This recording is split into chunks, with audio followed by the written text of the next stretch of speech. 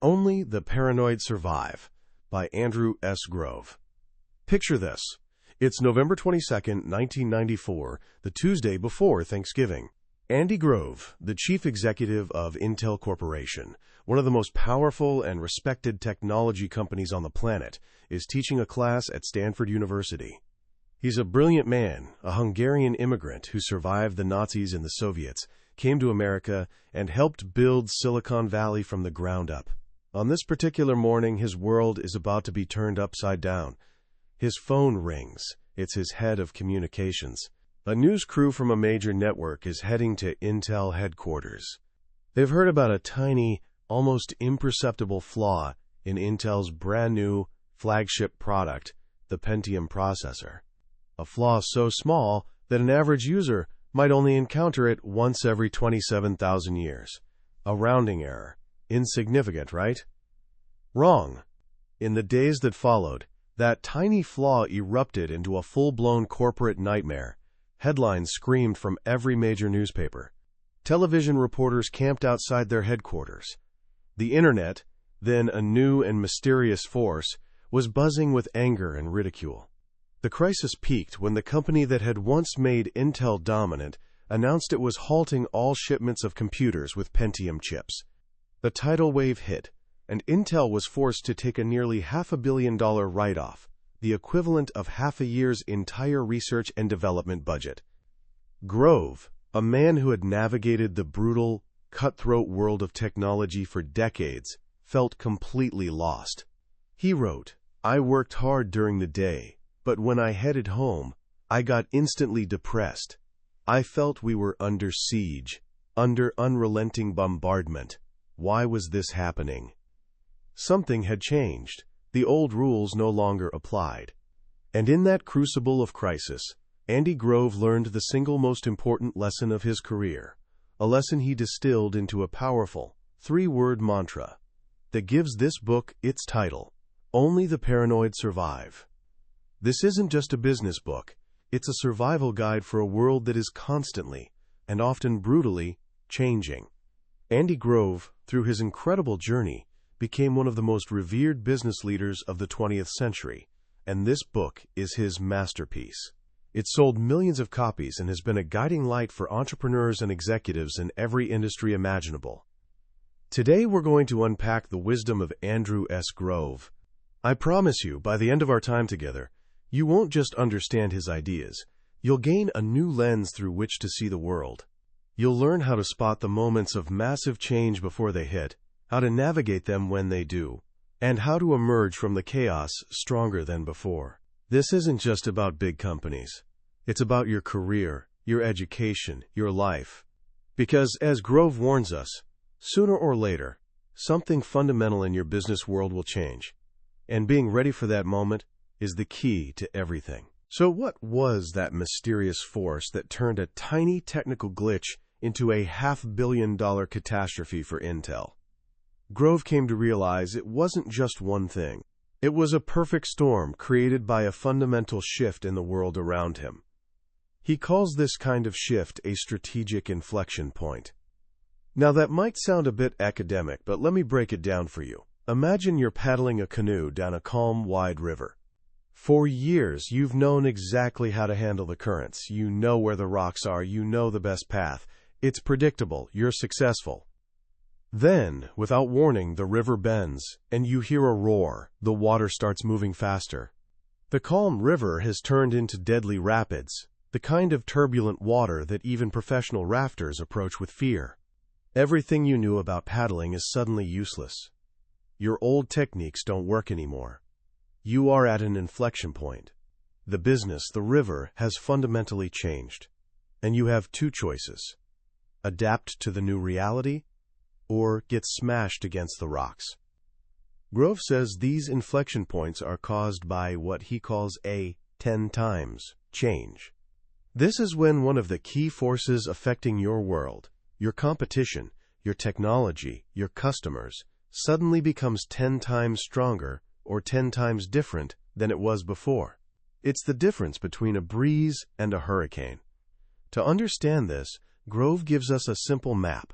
Think of any business, or even your own career, as being influenced by 6 key forces. First, your existing competitors, the other players on the field. Second, your suppliers, the people you depend on to do your work. Third, your customers, the people you serve. Fourth, your potential competitors, the ones who aren't in your game yet but could be. Fifth, your complementers. These are your allies, the people whose products or services make yours more valuable. Think of how software needs computers, and computers need software. They are fellow travelers on the same road. And the sixth force, the one Grove says is the most deadly of all, the possibility that what you do can be done in a completely different way, substitution. A strategic inflection point happens when one of these 6 forces experiences a 10 times change. The balance shifts, the old rules dissolve, and a new game begins. You might be sailing along, feeling successful, and not even realize the wind has changed, until your boat suddenly heels over, on the verge of capsizing. In Intel's case, 2 forces had changed by 10 times. First, their customers.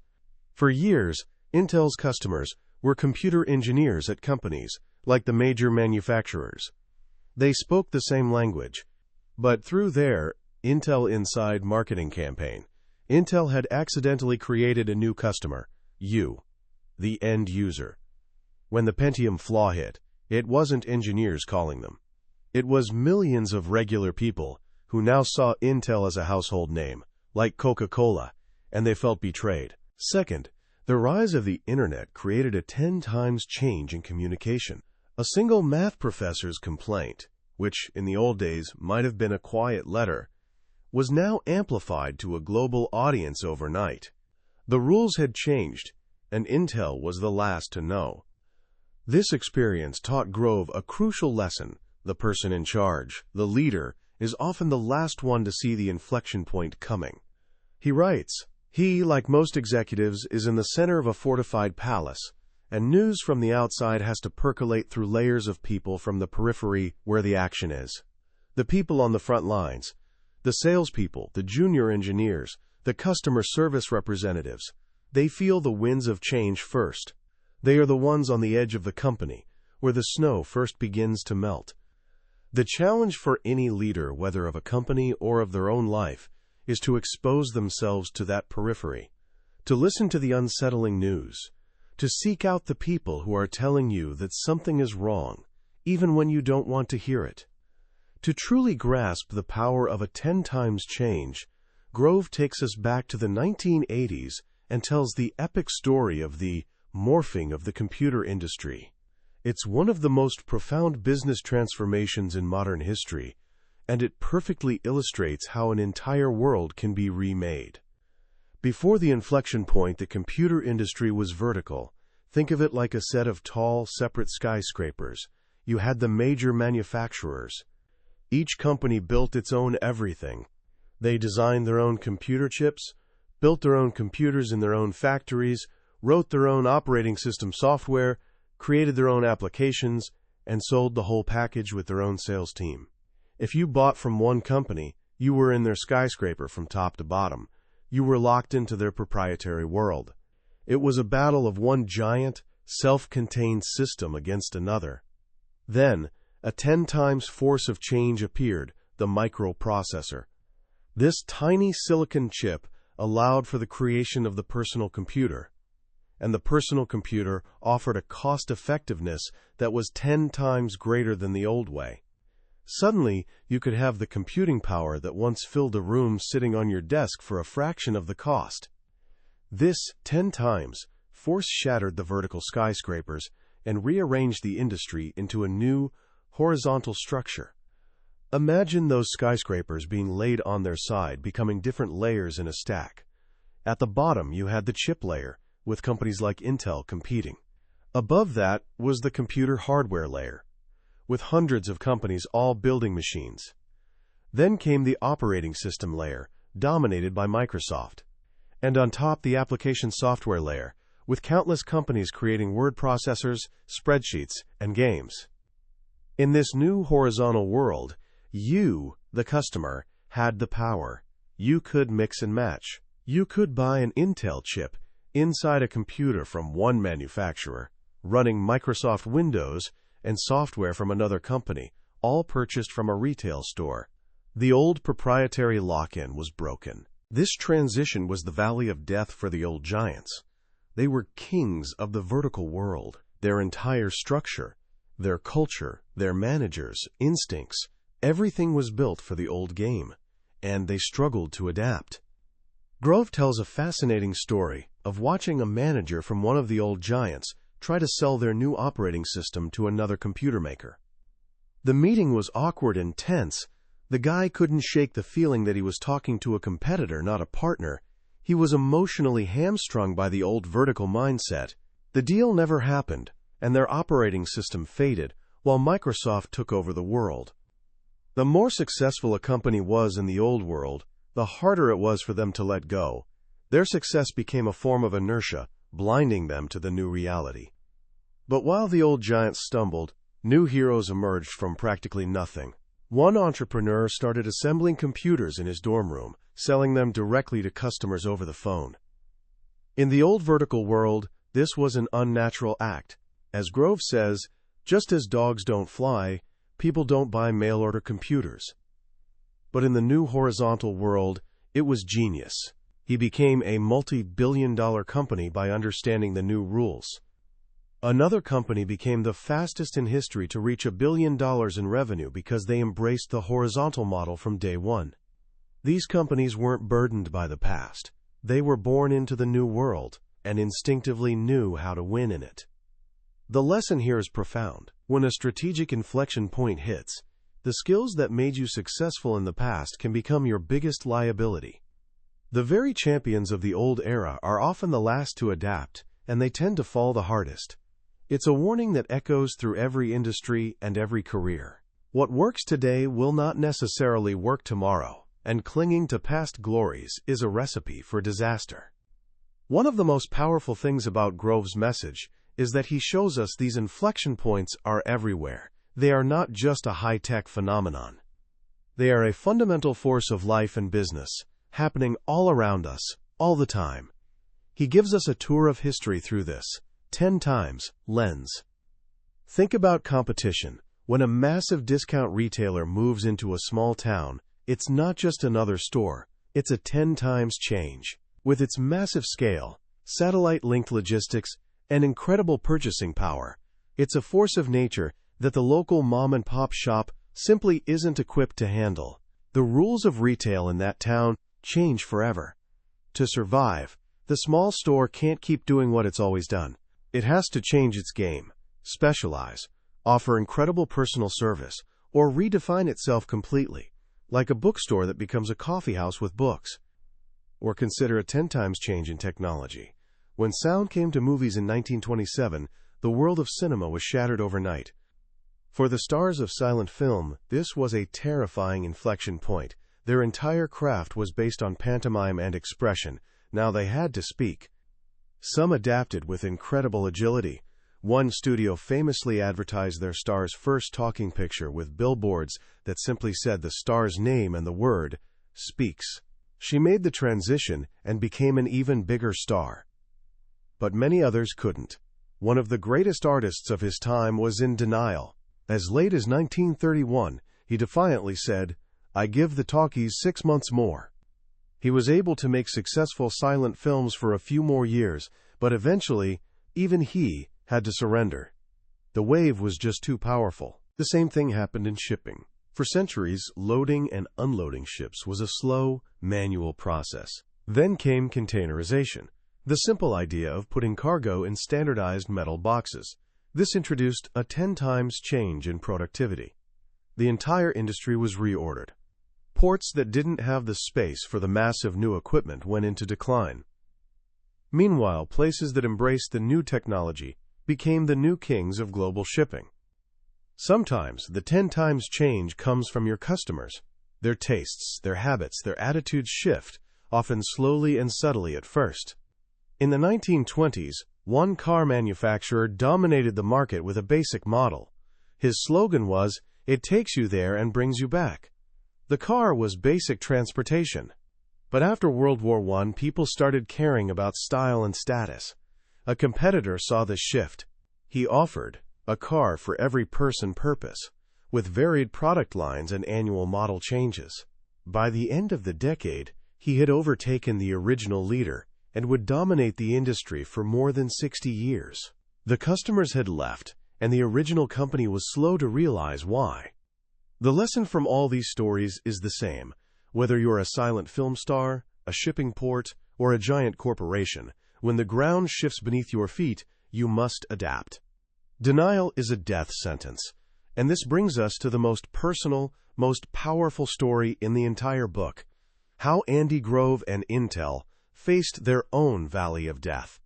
This is the story of how Intel was forced to kill the business it was founded on, the business that was its very identity. It's the crisis that taught Grove everything he knew about strategic inflection points, and it's a raw, honest look at leadership under fire. Intel was born in 1968 with one simple, brilliant idea: to use the ever-increasing power of semiconductor technology to build memory chips for computers. They were the pioneers. They practically invented the industry. For over a decade, Intel was memories. It was their identity, their pride, their technology driver. Everything new they learned, every manufacturing process they perfected, they did it on memory chips first.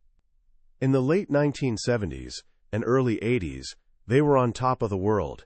They were one of the key players in a competitive but familiar game against other American companies. Then, the Japanese producers appeared on the scene, and it was an overwhelming 10 times force. The stories that came back from Japan were terrifying. At one company, an entire building was dedicated to memory development, with different floors working on different generations of chips simultaneously. They had access to seemingly limitless capital, building massive, modern factories that dwarfed anything Intel had. Then came the quality issue.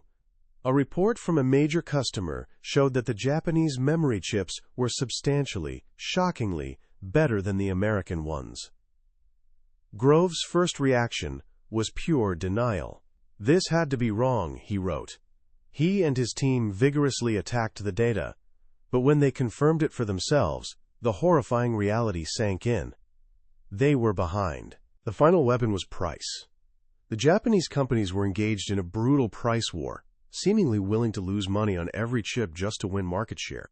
Grove recalls getting a hold of an internal memo from a Japanese competitor. It read, "Win with the 10% rule. Find sockets. Quote, 10% below their price.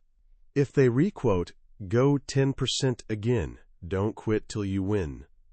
Intel fought back. They tried everything. They tried focusing on niche products, inventing special-purpose memories, pushing new technologies.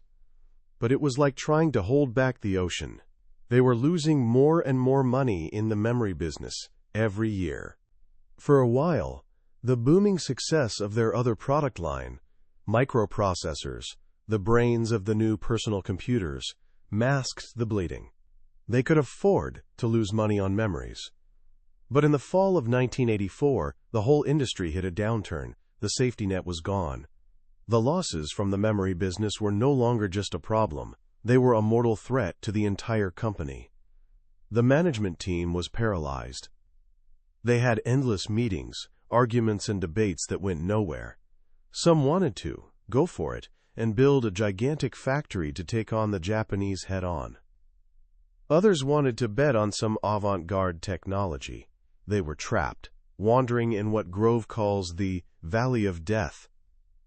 One day in the middle of 1985, after a year of this aimless struggle, Grove was in his office with Intel's co-founder and chairman. The mood was grim. Grove looked out the window, then turned to his colleague and asked a hypothetical question. If we got kicked out and the board brought in a new chief executive, what do you think he would do? The answer came without a moment's hesitation. He would get us out of memories. Grove stared at him, numb. Then he said the words that changed Intel's history forever. "Why shouldn't you and I walk out the door, come back in, and do it ourselves?" That was the turning point. It was the moment of intellectual honesty that cut through all the emotion, all the history, all the denial. But it was just the beginning of a long, painful journey. Getting out of the memory business was almost inconceivable. How could we give up our identity? Grove wondered. He had trouble even saying the words out loud to his colleagues. It was like telling a family of farmers they had to leave the land they had worked for generations. The resistance inside the company was fierce. Two beliefs were as strong as religious dogmas. First, that memories were their technology driver. And second, that their salespeople needed a full product line to be successful. Getting out of memories violated both of these sacred tenets. The debate raged for months. But the insight of that simple question, what would an outsider do, gave Grove the clarity he needed. An outsider would have no emotional attachment to the past. They could see the cold, hard logic of the situation.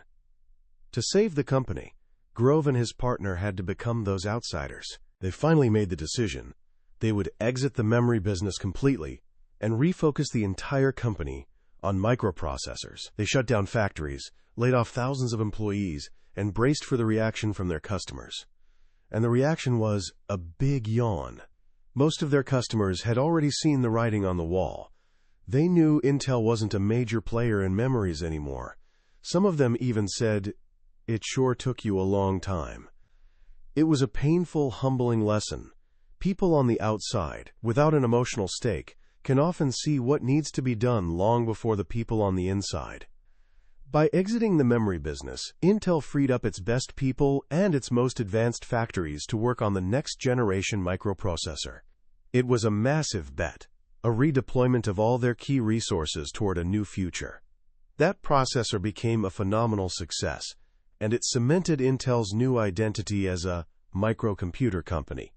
By 1992, they had become the largest semiconductor company in the world, bigger even than the Japanese companies that had nearly destroyed them. They had walked through the valley of death and emerged on the other side, transformed and stronger than ever. The painful experience turned Grove into a better manager and gave him the hard-won wisdom that fills this book. He learned that inflection points are not a single moment, but a long, torturous struggle. And he learned that while the crisis is terrifying, it also provides an opportunity to break out of a plateau and catapult to a whole new level of achievement. So you're in the middle of a storm, things are confusing, the world feels like it's changing, but you're not sure how or why. How do you distinguish a true strategic inflection point, a signal, from the everyday chaos and challenges of business, the noise? This is one of the hardest parts of leadership, and Grove offers a brilliant set of tools to help us find clarity. First, he says, you have to encourage a culture of open and honest debate. The only way to sharpen your understanding is to subject your ideas to the scrutiny of smart people with different perspectives. This isn't about being nice. It's about being effective.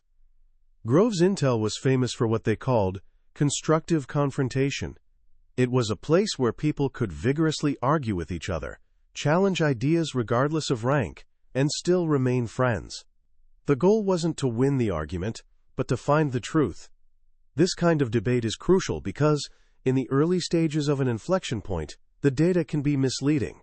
Data is always about the past, an inflection point is about the future. You have to rely on anecdotal observations, instincts, and the fearful warnings of people on the front lines. And this brings us to one of Grove's most important concepts, the role of the Cassandras. In Greek mythology, Cassandra was a priestess who was cursed to foretell the future but never be believed. In every organization, Grove says, there are Cassandras. They are the people, often in middle management or sales, who are quick to recognize impending change and cry out an early warning. They are your human radar system. They're usually on the periphery, exposed to the real world, and they feel the danger more immediately than senior managers in their comfortable headquarters. A lost sale directly affects a salesperson's commission. A new technology threatens an engineer's career. They take the warning signs personally. Your job as a leader is to find these Cassandras and listen to them. Really listen. Don't argue with them. Don't dismiss them as alarmists. The time you spend hearing them out is an investment in learning what's really happening at the edges of your world. When the snow melts, it melts at the periphery first. Grove tells a story of receiving a late-night email from a sales manager in Asia who was deeply concerned about a new competitive development. Grove's initial reaction was to shrug it off. He felt safe back in California. But he had learned to respect the change in tone from people in the field. That one email prompted him to launch a broader study of the issue. But a word of warning: while you're listening for signals, you have to avoid the trap of the first version. When a new technology or a new idea emerges, the first version is often clunky, flawed, and unimpressive. It's easy to dismiss it. Grove admits he made this mistake himself. When a company introduced a revolutionary computer in 1984, he thought it was a ridiculous toy. It was slow, and it didn't even have a hard drive. He was so blinded by the problems of the first version that he missed the revolutionary beauty of the graphical user interface that lay beneath. You can't judge the significance of a potential 10 times change by the quality of its first attempt. You have to use your imagination. Ask yourself, what would this be like if it were 10 times better? 10 times faster? 10 times cheaper? If the answer is that it would be transformative, then you may be looking at the beginning of a strategic inflection point, no matter how crummy the first version looks. So, how do you put this all together to make a decision? Grove suggests a few key questions to ask yourself. Is your key competitor about to change? He suggests the silver bullet test. If you had one silver bullet, which competitor would you use it on? When the answer to that question starts to get fuzzy, or when new names start popping up, it's a sign that the competitive landscape is shifting. Is your key complementer, your most important ally, about to change? If the company that used to matter most to you seems less important now, that's another warning sign. Do people around you seem to be losing it? Do smart, competent people suddenly seem out of touch? It might not be them. It might be that the reality of your business has changed around them. The process of navigating this is messy. Grove says you have to be willing to let chaos reign. This is the period of experimentation. Let people try different things, explore different paths, go after different customers.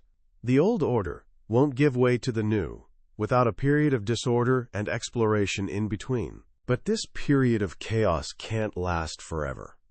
The second phase is just as important. You have to rein in chaos. Once you've explored, debated, and experimented, and a new direction begins to emerge, the leader's job shifts dramatically. The time for listening and exploring is over. It's time to lead. And leading an organization out of the valley of death is one of the hardest things a manager ever has to do. First, Grove says, you must form a clear, simple, and powerful mental image of what the company will look like when you get to the other side. This isn't some lofty, abstract vision statement. It needs to be a crisp, single phrase that everyone can remember and understand. When Intel decided to become the microcomputer company, that was their rallying cry. It told everyone what they were, and, just as importantly, what they were not anymore. They were no longer a memory company. This clarity is absolutely critical. An organization that is confused and demoralized cannot pursue multiple, vague objectives. They need a single, compelling goal to unite them. As Mark Twain said, put all of your eggs in one basket and watch that basket. Hedging your bets dilutes commitment and energy. In the valley of death, the greatest danger is standing still. Once you have this clear direction, you must lead through strategic actions, not just strategic plans. A strategic plan is a statement of what you intend to do. A strategic action is something you have already done. It's a concrete step that signals your new direction. It could be reassigning your best manager to a risky new project. It could be shutting down an old product line. It could be you, the leader, changing how you spend your own time. Your calendar, Grove insists, is your most important strategic tool. How you spend your time has enormous symbolic value. It communicates what's important far more powerfully than any speech. When Intel was transforming, Grove deliberately started spending a huge amount of his time meeting with software company leaders. He had to swallow his pride and admit how little he knew about their world. He basically went back to school. This sent a powerful message throughout Intel. Software is our future. This process of redeploying resources, your best people, your money, your own time, is the engine of transformation. It's easy to say you're changing, but the real test is what you're willing to take resources away from. And you must act before it's too late. It's always best to make these changes while your existing business is still healthy, while you still have the cash flow and momentum to provide a protective bubble for your experiments. But the reality is, most of us wait too long. We do too little, too late. Grove's advice is to correct for this tendency. Act sooner and with greater magnitude than your instincts tell you. The consequences of being late are far more severe than the consequences of being early. Finally, you must be a role model for the new strategy. You have to over-communicate, over-clarify, and project your determination and vision to every corner of the organization. Use email, hold town hall meetings, walk the floors. Answer every question, especially the tough ones that start with, "But does this mean?" Those questions are your best opportunity to bring the message home. Grove argues that the most adaptive organizations are the ones that have a healthy dynamic between bottom-up and top-down actions. The bottom-up actions come from the Cassandras, the middle managers on the periphery who are experimenting and sensing change. The top-down actions come from senior management, who must provide the clarity, direction, and resources to rein in the chaos and lead the entire organization on a determined march toward the new goal. It's a pendulum-like swing between letting chaos reign and reining in chaos. Surviving a strategic inflection point is not an intellectual exercise. It's a gut-wrenching, emotional, and personal trial. It requires humility, courage, and a relentless focus on the harsh realities of the outside world. It is, in the end, a test of character. As we step back and look at the powerful ideas in Only the Paranoid Survive, what's truly remarkable is how timeless they are. This book was written in the mid-1990s, at the dawn of the commercial internet, but its lessons feel like they could have been written this morning. That's because Andy Grove didn't just write a book about the tech industry. He wrote a book about the fundamental nature of change itself. The central idea, the strategic inflection point, is a mental model that, once you understand it, you start seeing everywhere. You see it in the rise of streaming services and the decline of cable television. You see it in the explosion of artificial intelligence and the questions it raises for countless professions. You see it in the shift to remote work and how it's reshaping our cities and our careers. Grove gave us a name and a framework for those terrifying, exhilarating moments when the whole world seems to tilt on its axis. What I find most profound, though, is the deeply human element of his message. This isn't a book about spreadsheets and 5-year plans. It's a book about fear, denial, courage, and identity. Grove is brutally honest about how hard it is for successful people and successful organizations to change. The inertia of success, as he calls it, is a powerful force. We become defined by what we've done, and it's incredibly difficult to let go of that identity, even when it's leading us toward a cliff. His solution, the "what would a new leader do" thought experiment, is pure genius in its simplicity. It's a mental trick to force ourselves into a state of intellectual objectivity. It allows us to cut through our own emotional baggage and see our situation with the clear, unsentimental eyes of an outsider. This is a tool you can apply to any area of your life where you feel stuck, whether it's a career path, a relationship, or a personal habit. What would an objective outsider, with no attachment to your past, tell you to do? The answer is often painfully obvious and deeply liberating. And then there's the title itself, Only the Paranoid Survive. At first, it sounds like a recipe for a stressful, anxious life. But as you read the book, you realize Grove's paranoia isn't about neurotic anxiety. It's about a state of heightened, vigilant awareness. It's the opposite of complacency. It's the humility to know that no matter how successful you are today, there is a 10 times force of change brewing somewhere that could make your skills obsolete tomorrow. It's the discipline to constantly scan the horizon, to listen to the Cassandras, and to have the courage to act on unsettling information. So what can you, a curious and ambitious person on the cusp of your own career, take away from this? First, own your career as your own business. Grove says it best. Nobody owes you a career. You own it as a sole proprietor. You have one employee, yourself. In a world of constant inflection points, the idea of a stable, lifelong job at one company is a relic of the past. You are responsible for protecting your personal business, for updating your skills, and for positioning yourself to benefit from change. Second, become a student of the periphery. Don't just focus on the mainstream curriculum or the obvious career path. Pay attention to the weird, emerging trends. What are the first versions of new technologies that everyone else is dismissing? Who are the Cassandras in your field, the people whose warnings seem a little bit out there? Cultivate a healthy paranoia about the stability of your chosen path. And third, practice the courage of intellectual honesty. Be willing to ask yourself the hard questions. Is the path I'm on still the right one, or am I just continuing out of inertia? What would an outsider, looking at my life, advise me to change? It takes guts to confront these questions, and even more to act on the answers. But as Andy Grove's incredible story shows us, it is the only way to not just survive, but to thrive in a world that never, ever stands still. That was a journey through Only the Paranoid Survive by Andrew S. Grove. We've explored the core ideas today, but I'll be honest with you. A summary can only ever be a map of the territory. The real adventure happens when you walk the path yourself. It's in the quiet moments when one of Grove's raw personal stories or a simple, powerful phrase connects with your own experience in a way you didn't expect.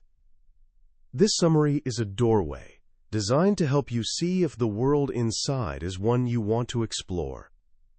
If anything we've talked about today has resonated with you, I truly encourage you to grab a copy. Reading it isn't just about learning business strategy.